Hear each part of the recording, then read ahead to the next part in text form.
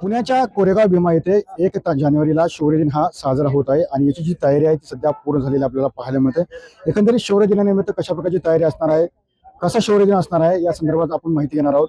या ठिकाणी विजय स्तंभ समितीचे अध्यक्ष सर्जेराव वाघमारे आपल्यासोबत आहेत। खरं तर 1 जानेवारीला शौर्य दिन उत्साह साजरा केला जातो, कशा प्रकारे आता तयारी केली आहे? खूप मोठ्या प्रमाणात आपण या ठिकाणी तयारी केलेली आहे। म्हणजे जिल्हा प्रशासन असेल किंवा पोलीस प्रशासन असेल, हे सर्व एकत्रित येऊन माननीय जिल्हाधिकारी साहेबांच्या अध्यक्षतेखाली लाखो लोकांच्या येणारी संभाव्य गर्दी लक्षात घेता लाखो लोकांसाठी या ठिकाणी नागरी सुविधा उपलब्ध करून देण्यात आलेल्या आहेत। आजूबाजूचा परिसर इतका गजबजलेला आहे, कारण हे 2 दिवस अगोदर आम्ही डेकोरेशन तयार करून ठेवलेले आहे आणि सोशल मीडियाच्या माध्यमातून जसं जसं व्हायरल होते तसे तसे लोक येण्याचा इथे गर्दी वाढवू लागलेली आहे। आणि हा आजचा दिवस लक्षात घेतला तर येणाऱ्या 1 तारखेला खूप मोठ्या प्रमाणात गर्दी होईल असं लक्षात येते। कारण या ठिकाणी पुणे महानगरपालिकेच्या निवडणुका असतील किंवा सर्वत्रच निवडणुकांचा काळ चालू असल्यामुळे स्पॉन्सर लोकांची संख्या वाढणार आहे आणि त्याच्यामुळे इथे येणाऱ्यांची संख्या देखील तेवढीच वाढणार आहे। आणि त्या अनुषंगाने म्हणजे जेवढी दरवर्षी गर्दी येते त्याच्या 20 ते 25% लोक जादा येण्याची शक्यता लक्षात घेऊन या ठिकाणी आम्ही समिती आणि जिल्हा प्रशासनाच्या वतीने वाढीव लोकांसाठी नागरी सुविधा उपलब्ध करून देण्याचा आणि त्यांचा कायदा व सुव्यवस्था राखावी म्हणून त्यांच्या सुरक्षेचा विषय देखील आम्ही जास्त प्रमाणात हाताळलेला आहे। आमच्याकडे बिबट्याचं प्रमाण देखील या ठिकाणी वाढलेले आहे। पुण्यात शिरोळ तालुक्यात मोठ्या प्रमाणात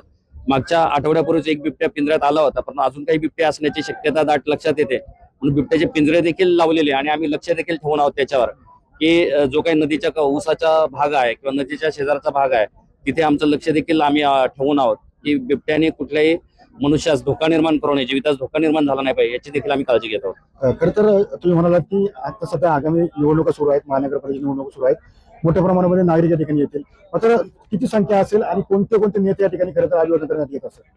दरवर्षीप्रमाणे माननीय अजितदादा या ठिकाणी सकाळचे येतात, माधुरीताई मिसाळ आहेत किंवा यावर्षी शिंदे साहेब, निलमताई गोरे, एकनाथ शिंदे साहेब, निलमताई गोरे आणि अचानक जी नेते लोकांची दरवर्षी संख्या वाढू लागलेली आहे। याचाच अर्थ की हा जयस्तंभांचे विचार म्हणजे इथलं जे युद्ध आहे सर्वांनी मान्य केलेले आणि सगळे याचे विचार पोचू लागलेले आहेत। मागील वर्षी जर आपण पाहिलं तर संभाजीराजे आले होते, जितेंद्रजी आव्हाड येतात, मोठे मोठे नेते या ठिकाणी येतात आणि मानवंदना देऊन जातात।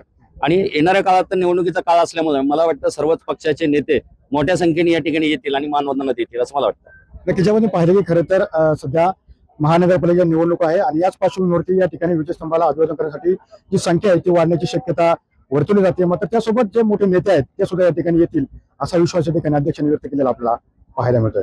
त्यावर अभिषेक सह सुनील दिघे, TV9 मराठी, कोरेगाव भीमा, पुणे।